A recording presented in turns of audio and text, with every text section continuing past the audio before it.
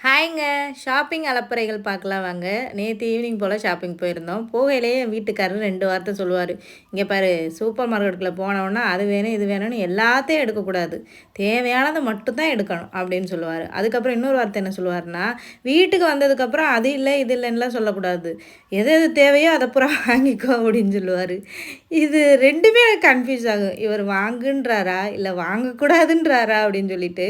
வீட்ல ஒரு பொருளும் இல்லைன்னு அவங்க கிட்ட சொல்லக்கூடாதாம். ஆனா சூப்பர் மார்க்கெட்டுக்குள்ள போனோம்னா, எல்லா பொருளும் எடுக்கக்கூடாதாம்.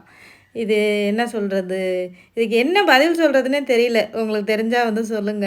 ஆனா நான் முடிஞ்ச அளவுக்கு தேவையான பொருட்கள் மட்டும் தான் பார்த்து பார்த்து வாங்குவேன். ஆனா அந்த ஷாப்பிங் பண்ண போம்போது, நல்லா வயிறு முட்ட சாப்பிட்டுட்டு போயிருங்க. சாப்பிட்டுட்டு போயிட்டோம்னா, நமக்கு வந்து எந்த பொருள பார்த்தாலும் ரொம்ப ஆசையா இருக்காது, வாங்கணும்னு சொல்லிட்டு. சாப்பிடாம பசியோட போனோம்னா, பார்க்குறது எல்லாத்தையும் வாங்கணும்னு தோணும். இது என்னோட ஓன் எக்ஸ்பீரியன்ஸுங்க.